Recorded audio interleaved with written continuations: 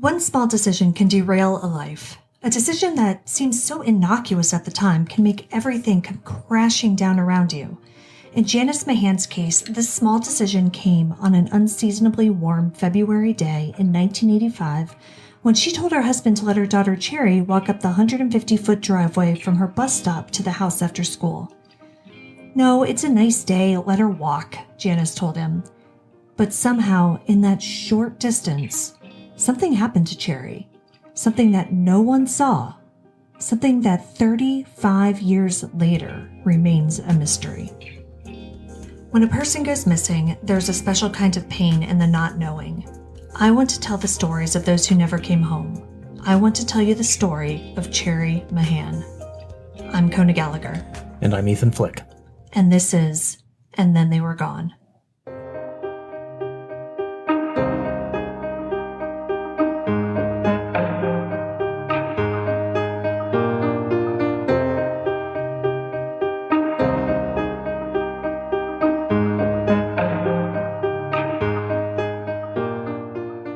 Cherrie Mahan was born on August 14, 1976, to Janice Mahan. Janice was only 16 years old when Cherrie was born, and according to Janice, Cherrie was actually the product of a rape. However, she says no one believed her, so Cherrie's biological father, whom she knew, was never charged with any crime. Despite the terrible circumstances around Cherrie's conception, Janice threw herself into motherhood. She told KDKA, the Pittsburgh CBS affiliate, quote, "I never left that house without her. We were always together. We grew up together. She was my life." When Cherrie was small, Janice met and fell in love with Leroy McKinney, and the pair married. McKinney became the father that Cherrie never had, and the trio lived a quiet, happy life in Butler County, Pennsylvania. In 1985, Cherrie was a spunky 8-year-old third grader. On February 22nd, she rode the school bus home with her friends. When they got off at about 4:10 p.m., 3 of the friends got a ride home with Debbie Burke, one of the moms, who had been parked near the bus stop waiting for her kids. And from what I read, it sounds like she actually kind of like followed the bus for a little while. She was behind the bus.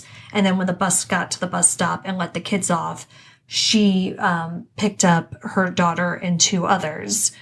And then she saw Cherrie get off. Now, Janice Mahan McKinney, Cherrie's mother, was also usually there to pick her up at the bus stop, but that day she was home getting dinner ready. And do we know where the bus stop is in relation to Cherrie's house? Yeah, so Cherrie and her family lived in a trailer, basically like in the woods. This is a very rural area, and you know more about Butler County in this part of Western PA than I do. Yeah, I do. So very, very rural, and so the bus stop was about 150 feet from her house, but you had to like go up this long wooded driveway basically to get there. So like it was a big hill, so you couldn't necessarily see the bus stop from the house just because of the woods. Okay. But it was really close. Yeah. Yeah, so like I said, the bus stop was like around the corner and down the hill from the house. And Janice told the Pittsburgh Post-Gazette, quote, "It usually takes her about 10 minutes to get up the hill. She'd always come home first before she went anywhere else," end quote. But 10 minutes came and went after Janice and Leroy heard the bus coming and still no Cherrie. One of Cherrie's friends from school even called during this time, so they knew she wasn't just still at the bottom of the hill, like talking or playing or, just dawdling around with her friends who she got off the bus with. And it does actually sound like, so from another statement that Debbie Burke, the mom, gave, is that the kids all did get off the bus and they did kind of just chat and, play for a few minutes. And then she was like, "All right, kids," and she took hers and then she saw Cherrie go off. So there was a few minutes of that, but not long. But we have a witness who saw her start walking up the driveway to her house. Or toward there, because it was around the corner and then up the driveway. Okay. So she didn't see her get to the driveway, but she did see her walking in the direction. Okay. Yeah. After Cherrie didn't come back when she was supposed to, and especially after they got that phone call from her friends, they really started to get worried. So Leroy went down the driveway to look for Cherrie, but he saw no sign of her. When he returned to the home alone, Janice immediately went into panic mode. Because again, we're talking about an 8-year-old here who, the bus came and she's not home. So she immediately called the police, and the couple jumped in their truck and started looking for their daughter. So that's a very quick response time then. I mean, obviously not from the police at this point, but the fact that you've got somebody looking for her, presumably within it was like within 15 minutes, maybe? Yeah, 15, 20, maybe 30 minutes. Yeah. I mean, we're talking fast. Yeah. Because they know like that is just not how Cherrie is. She doesn't just wander off after school. She comes home first, and then if she wants to go somewhere else, then, they talk about that. But she never just goes anywhere from the bus stop. So while, yes, her parents did have a fast response, the police did too. So by dusk, police and volunteers were combing the land around Cherrie's home. And keep in mind, so by dusk, we're not talking a long period of time here either, because this is February. Right. And her bus didn't get there till 4:10. So dusk was only, like an hour, maybe 2 later? Yeah. Yeah, I mean, I think by about 6 o'clock, that's when it dark. starts to get dark, yeah. Yeah. And this was the time that CB radios were super popular. So a group called the CB Rangers even came out with 2 bloodhounds to try to track the missing girl. They searched all around the hillside, where they lived, but found no trace of Cherrie. So they had bloodhounds out there.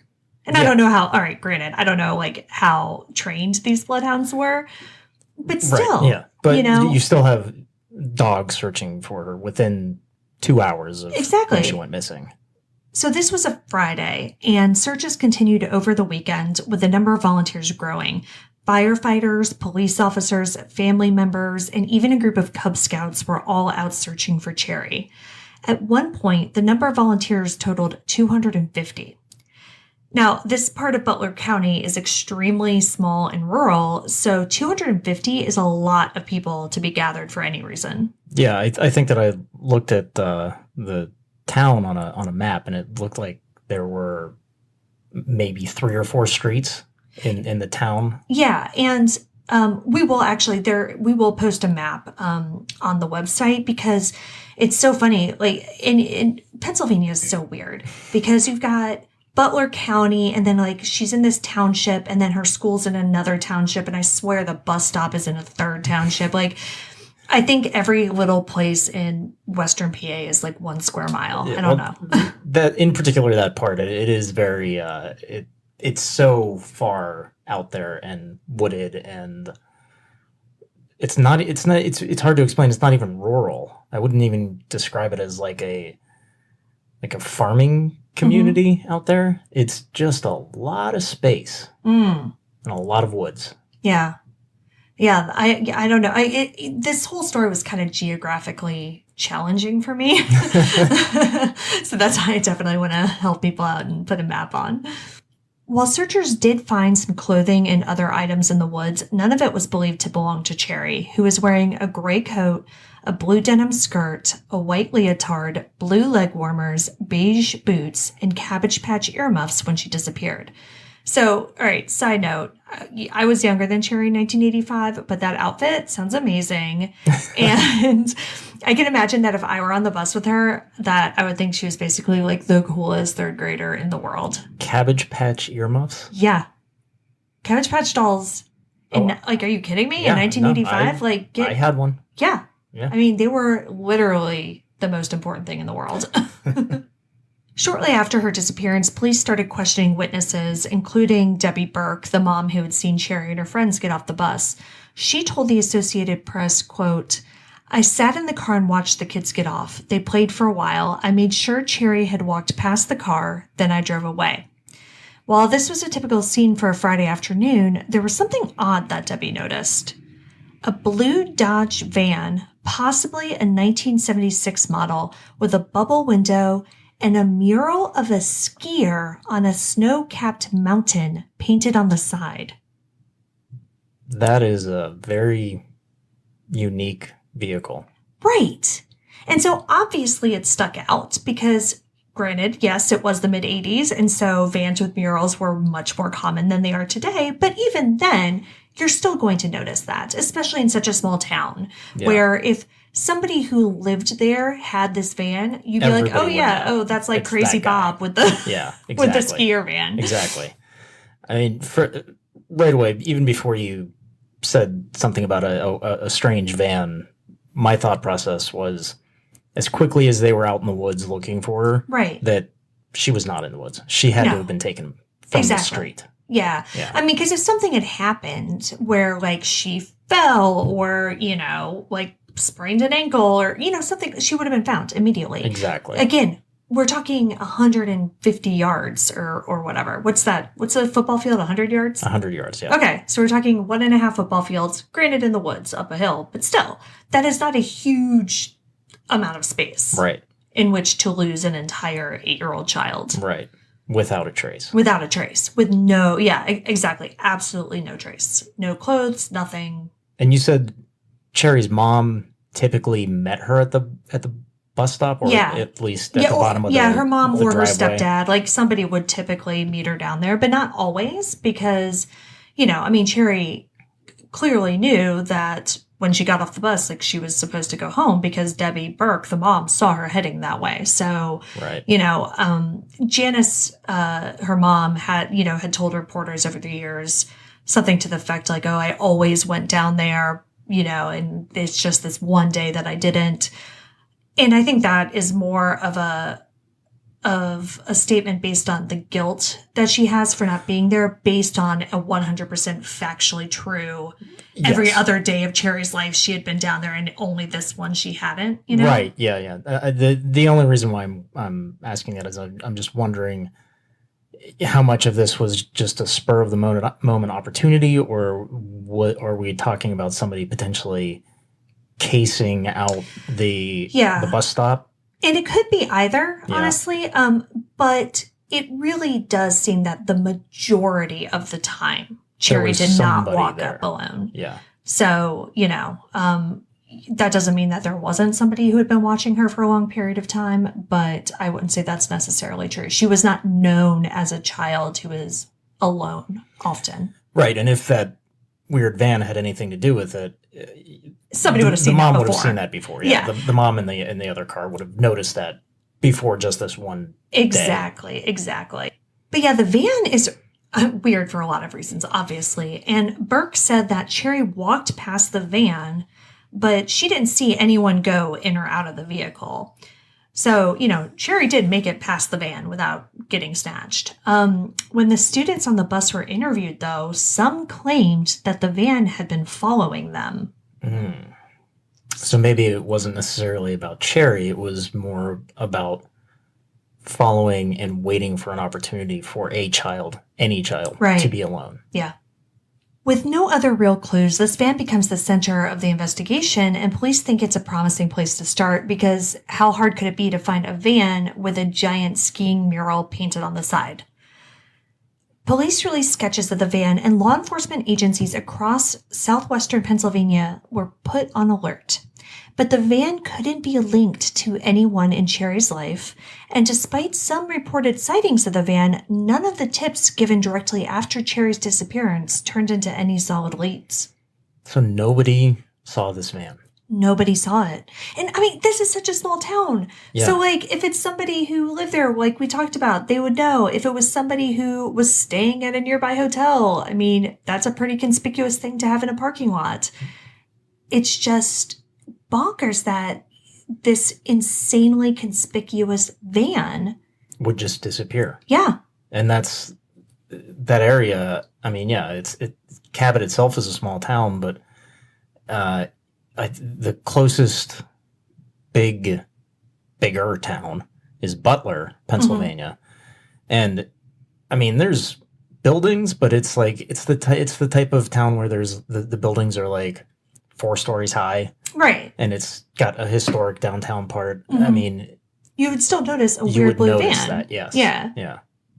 It wasn't until August of 1987 that an intriguing tip came in regarding the blue Dodge van. 2 12-year-old girls in Center County, Pennsylvania, which is where Penn State is located, reported a terrifying run-in with a similar-looking van. The girls told police that they were followed down an alley by a van with no headlights and that a man in a ski mask jumped out and started chasing them. The girls got away and said that the van had a mural of a skier painted on the side, but because it was dark, they couldn't tell what color the van was. That's terrifying. It's terrifying. That's so scary. A man in a ski mask in an alley? Like, oh my God, that's a horror movie. So somebody jumps out of the van. Yeah. Possibly not the driver. Possibly not the driver. So now we're dealing with 2 people or more in a van trying to abduct children. Right. Now, keep in mind, this is August of 1987. So this is 2.5 years after Cherrie went missing. And sketches of the van have been circulated widely. And Center County, Pennsylvania is not very far from where Cherrie was abducted, right? Yeah, it's about 2.5 hours away. Yeah. So, and everybody in the area, like this was a big case, so everybody knew. So it could be possible that, there was a van that maybe it had some sort of drawing on it, but it wasn't necessarily a skier. I don't know. Yeah, I mean, that would be a pretty big coincidence, though. It would. And I would say, what are the odds of this person keeping this conspicuous van and kidnapping children over 2 years later? But they didn't get caught the first time. Right. So.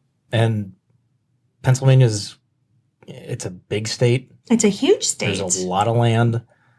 If this was not this person's primary vehicle, perhaps this is something that they only bring out. This is going to sound terrible, but maybe they only bring this out when it's time to abduct somebody. Yeah. So maybe it's not odd that it hasn't been seen in the intervening time because it's been in a garage this entire time. Yeah, or on somebody's property on the side of a mountain.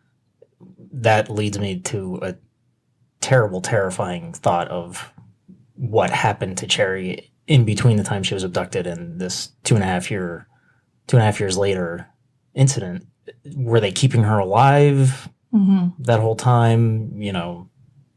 Yikes. That's just terrifying. Yeah. This seems like a promising lead at the time in a case that had already gone cold, but Cherrie's family didn't want to get their hopes up. Cherrie Mahan, Cherrie's grandmother, told the Pittsburgh Post-Gazette, quote, "I don't know what to think. I would hope that maybe there would be something to it, although I'm afraid to hope," end quote. And Shirley certainly had a point because, again, we're talking over 2.5 years later, and Cherrie would have just turned 11 years old. The sighting of this van by the 2 girls in Center County was certainly harrowing, but it was one of hundreds of sightings reported to police. Marilyn Stackhouse, a Pennsylvania state trooper assigned to the case, said, quote, "I have more than 2,000 registrations of vehicles with similar murals." So to answer your other question, people loved murals on vans. But, I mean, it wasn't like she's talking 2,000 skiing murals. I mean, I think at that point, they were just murals. Literally anything. Yeah. Anything that's even remotely close to it. That's still, though, wow. I know. And so people did see similar looking vans, whether or not, it was the same one or just something that had a dragon on it or something, who knows. But this tip from State College, from Center County, is the most solid one. Perhaps it was the mysterious nature of this case or the fact that it happened in such a small town with no crime, but Cherrie's disappearance soon garnered national attention. A year after Cherrie went missing, a TV crew came to Butler County to film a feature segment for the NBC show Missing, Have You Seen This Person? Missing was a series of specials hosted by Meredith Baxter Birney and her then husband, David Birney, at the height of Meredith's Family Ties fame. I don't even know who you're talking about. She's the mom on Family Ties. Oh, okay. Oh my God. Yeah, so basically Family Ties, at the time was the biggest show in the world. And so NBC was working all these deals with the stars. And so they gave her this series of specials. Yeah, I don't remember seeing those. No, and I don't remember them either. And I mean, I know it's right up your alley. Oh God, but I loved it. I loved Meredith Baxter Birney and I loved true crime. So I'm shocked that I don't remember this. But each episode featured upwards of 30 missing persons who were either covered in short segments, a roll call, or, as in Cherrie's case, a longer feature reenactment. But yeah, we need to talk about this TV show. Unfortunately, I couldn't find it anywhere on the internet, so I'm relying on newspaper articles from the time. The national attention on a case like this is fantastic, right? Kathy Yates, president of Friends and Neighbors of Cherrie Mahan, told the Pittsburgh Press, quote, "This is like a gift from the Lord. She'll get about 6 to 8 minutes devoted to her on national airtime. Her chances of being found would be 1,000 times greater when you have millions of people across the nation watching," end quote. Janice McKinney, Cherrie's mother, was more direct, telling the Pittsburgh Post-Gazette, quote, "This just might awaken somebody," end quote. And that's important to keep in mind because the description of the filming sounds pretty traumatic for everyone involved. By all accounts, Megan Shue, the Pittsburgh-based actress who portrayed Cherrie, bore a striking resemblance to the missing child. Cherrie's mom watched the filming and caught a glimpse of Megan as the bus pulled up to the spot where Cherrie disappeared. Oh, no. Yeah. She said, quote, "I knew it wasn't her, but," end quote. And I can't imagine what that must have felt like to have the worst moment of your entire life reenacted by a child actress from Western Pennsylvania, and to see the moment, that you as a parent weren't able to see, that last moment where Cherrie got off the bus and was fine and was a normal, happy third grader before everything went terribly wrong. In search of authenticity, one would guess, I don't know, the producers used Cherrie's actual classmates in the reenactment. So not only did these children have to live through the disappearance and probable kidnapping of their friend, but a year later, they're asked to do it again in front of cameras with multiple takes. Now, all of the articles say that the kids were troopers and were totally fine with this, with Kathy Yates saying basically, no, they totally love it. But Cherrie's mom told reporters that she was concerned about the children reenacting this awful day, but she said, other than being on the bus, I don't think it will scare them that much, end quote. As a parent, I would not let our kids be in a reenactment. I know. For something like that. Because, these kids were traumatized. And I watched a lot of videos because this case has gotten a ton of press over the years. And Janice Mahan has really done a great job of keeping Cherrie's name out there.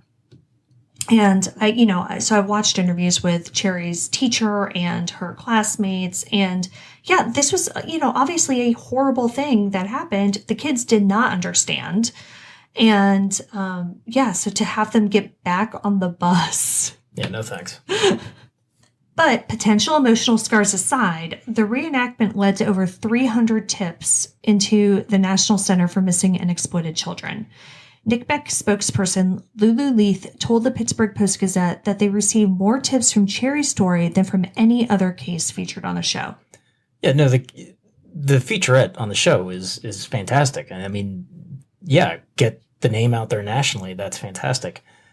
Still, though, using her actual classmates... I don't know that we need it to be that authentic. Yeah. I get it. It's a small town, but... Yeah, maybe there aren't a lot of, Probably could have, bussed kids in from Pittsburgh. I don't know. I don't know. Somebody somewhere must have wanted to be a child actor, and they could have done this instead. According to Pennsylvania State Trooper Marilyn Stackhouse, they were also inundated with calls about Cherrie after the program aired. She said most of the tips were regarding the van and that it would take weeks to sift through them all. Unfortunately, none of the tips ultimately produced any solid leads, and Cherrie remained missing. The show wasn't Cherrie's only national exposure.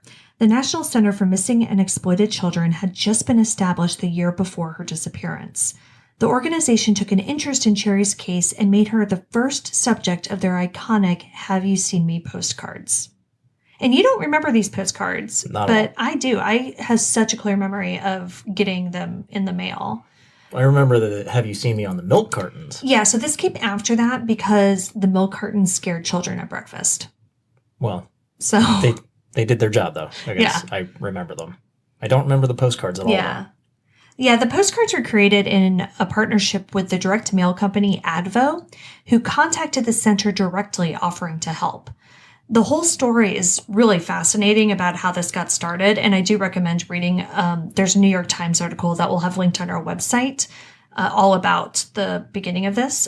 But their first postcard featuring Cherrie was mailed out to over 40 million homes on May 24th, 1985, 3 months after Cherrie was last seen.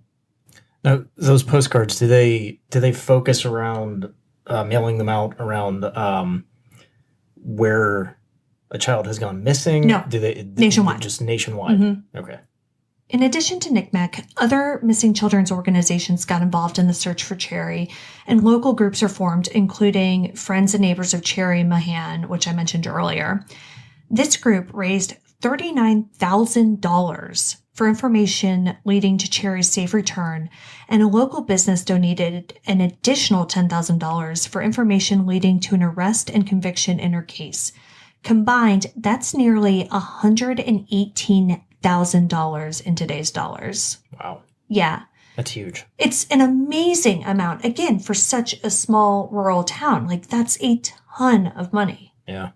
Everyone involved thought this reward was their best chance for finding answers about Cherrie's kidnapping. Patty Kohlberg, who volunteered with a nearby chapter of Child Find, told the Associated Press, quote, "Some of these perverts would turn in their own mother for that kind of money," end quote. And she's not wrong, though, because that's why rewards are offered in cases like this. Because people, they're effective. Yeah, they'll sell people out. Like, why not? Kathy Yates, head of Friends and Neighbors of Cherrie Mahan, said, quote, "We'll do whatever it takes to get her back. If we don't give up, if we just keep trying, we'll find her. She'll come home. I won't accept anything less," end quote. But the reward didn't bring Cherrie home. Neither did the postcards or the posters or the flyers tucked into utility bills. Despite all of the publicity and all of the efforts by law enforcement and volunteers and family, the van wasn't found and no suspects were named. Cherrie's mother and stepfather were given polygraphs at the beginning of the investigation, and they both passed. Police also questioned Cherrie's birth father, but they quickly ruled him out as a suspect. After that, and with no solid leads regarding the van, the case went cold.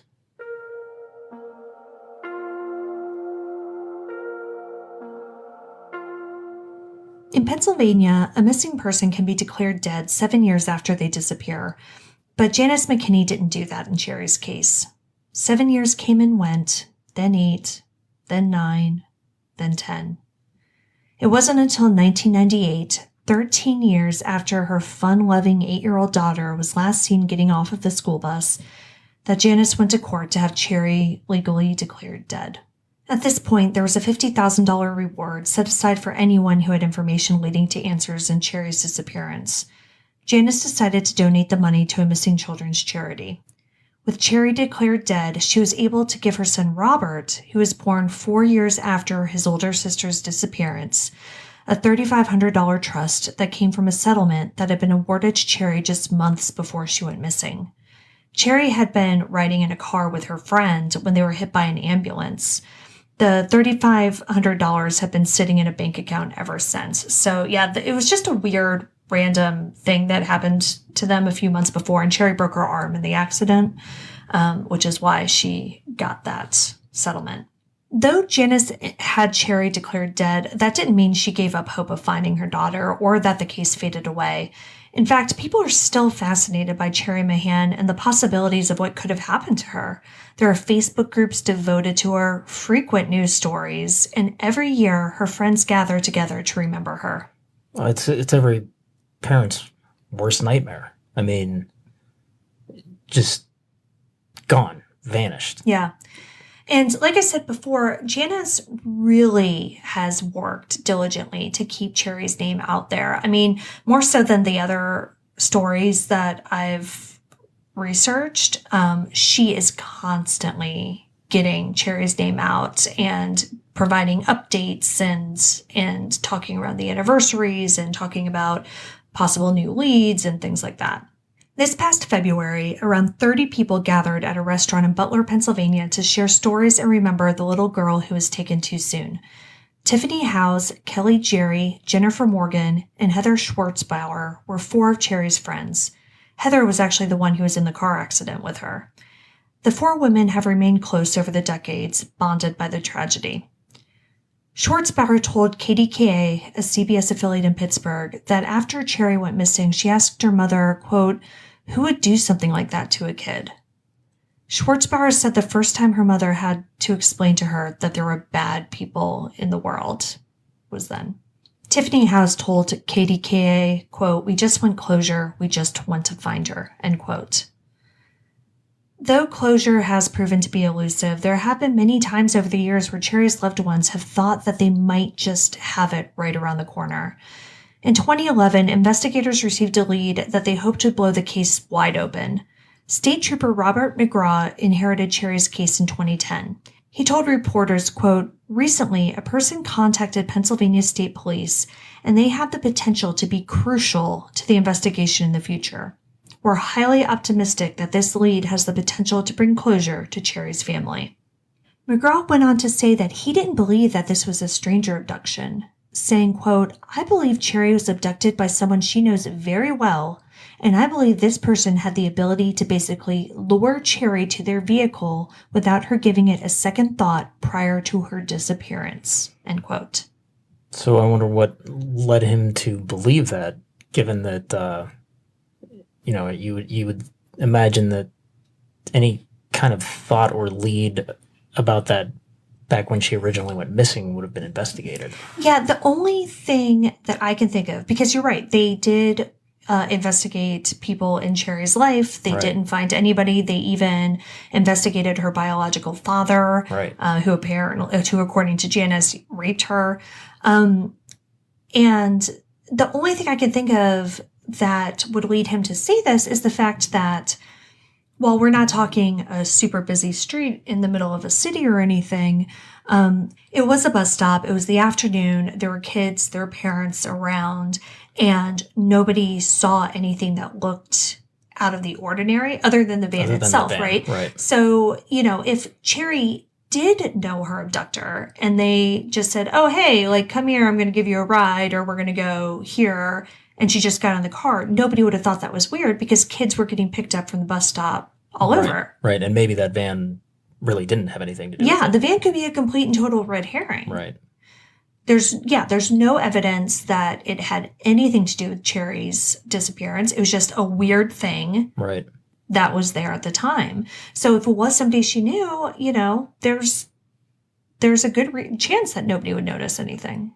Right, but then if it is somebody that she knew, to have missed it in the initial investigation, or again, if it's somebody that they knew, this is a very small town, you would think that somebody would have noticed something. Right, exactly.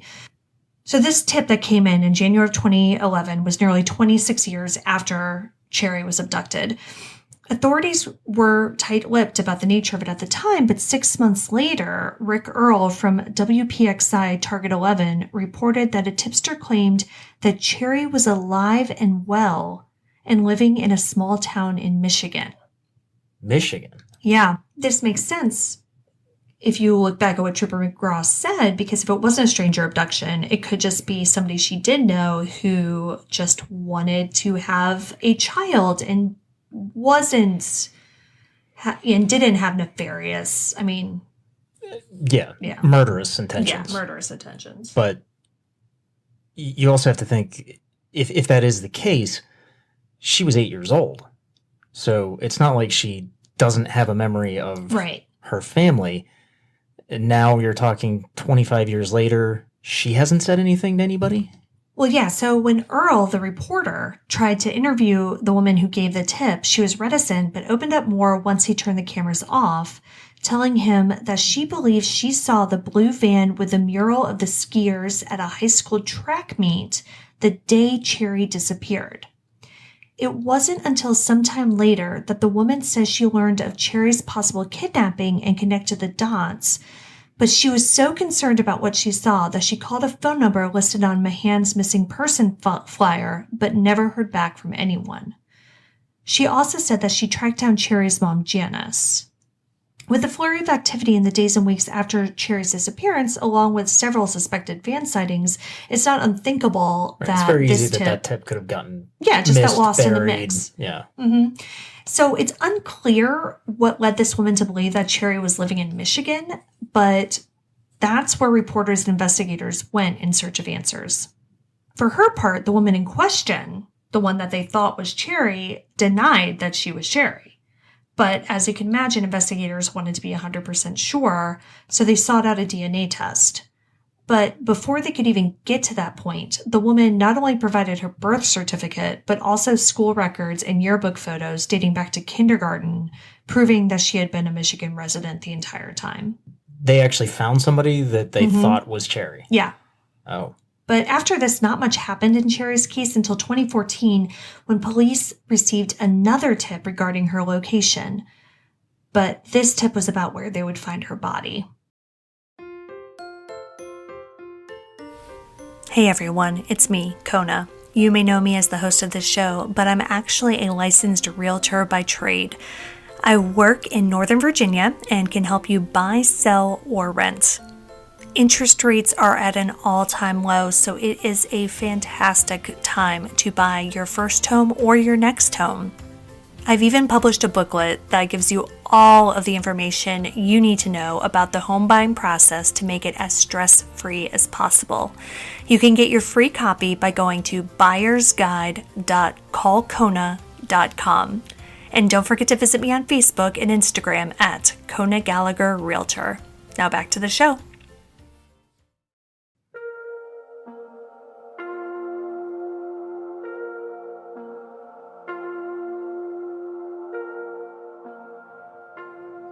The Pennsylvania State Police and a team from Mercyhurst Archaeological Institute searched a property in Butler County trying to find traces of Cherrie. They brought a K-9 unit and excavated parts of the property, but were ultimately unsuccessful. And do we know what led them to that property? It was another tip. Just another tip. Mm-hmm. Okay. The next year, in 2015, NCMEC released an age-progressed photo of what Cherrie may look like as a 38-year-old woman. The most interesting thing to me about this photo, which we'll post on our blog and on our Instagram account, is that it really does a good job of capturing her personality. Her photo that ended up being used on all of those missing person postcards showed a little girl with crooked bangs and a sly smile. She looked like a troublemaker in the best way. Her third grade teacher was even interviewed at one point and said that Cherrie was the girl whose desk she had to move to the front of the room because she would just talk to everybody all the time. Sounds like our kids. I know. And I remember hearing that and saying, like, yep, that checks out. Because I'm serious. Like, you look at her picture and you can tell, like, she's that girl. So the age-progressed photo actually reminds me of Ali Sheedy in The Breakfast Club, too. So definitely check it out. But the point is, Cherrie seems like she was always cool. But no further leads would come in her case until 2018, when her mother received the most chilling lead of all. Janice McKinney received a handwritten anonymous letter from somebody calling themselves Pastor Justice. Oh, boy.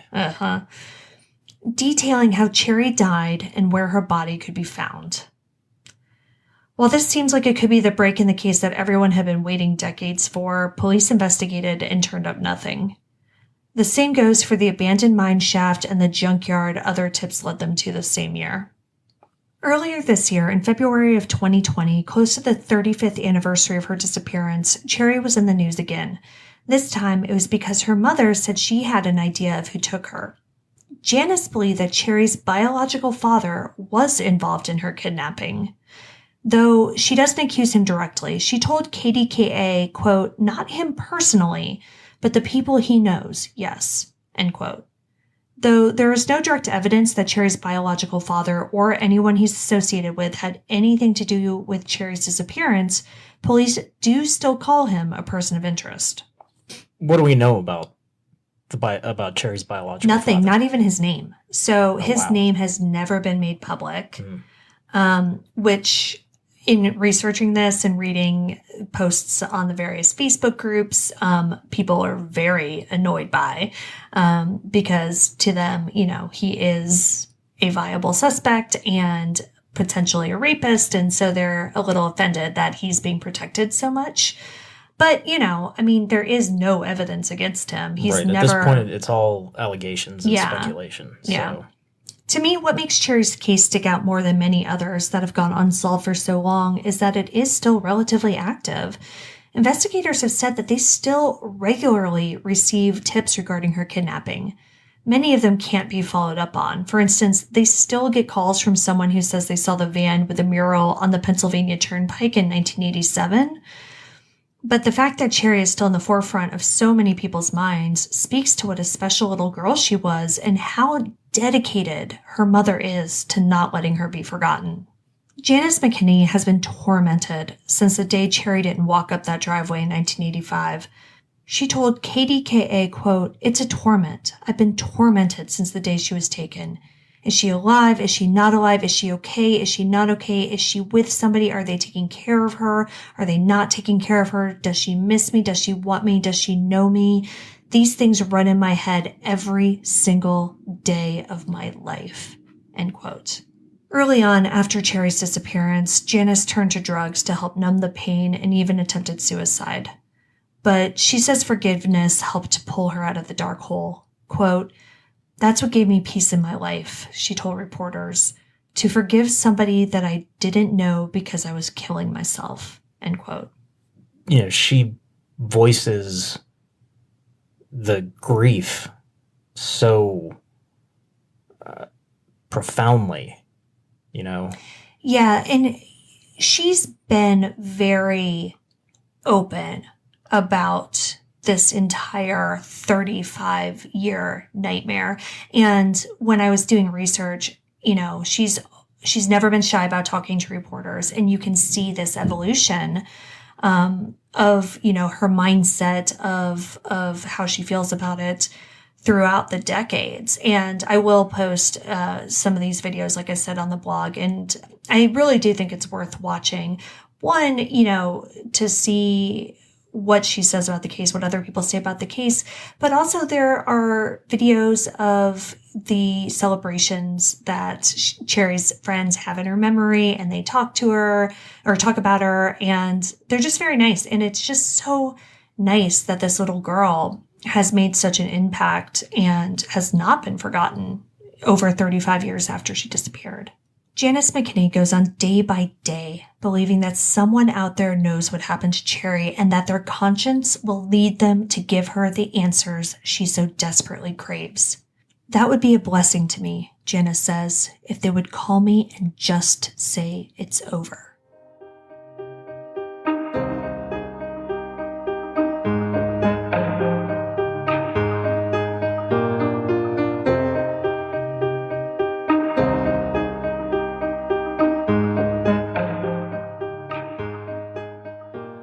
Cherrie Ann Mahan has been missing since February 22nd, 1985. She would be 44 today. If you have any information on her whereabouts or her disappearance, please contact the State Police Butler Barracks at 724-284-8100. You can see all of the sources for this episode in our show notes and on our website, andthentheyweregone.com. And be sure to follow us on social, And Then They Were Gone on Facebook and at ATTWG Pod on Instagram and Twitter. If you like what we're doing, please subscribe and consider leaving a 5-star review on Apple Podcasts. It will help new listeners find us. We'll see you back here next week for a brand new episode. See you next week. And Then They Were Gone is hosted by Kona Gallagher and Ethan Flick. All research, writing, and editing is done by Kona Gallagher. Theme music is The Stork by Ketsa. Additional music is provided by Kai Engel. And Then They Were Gone is a Little Monster production. Hey, you can do it!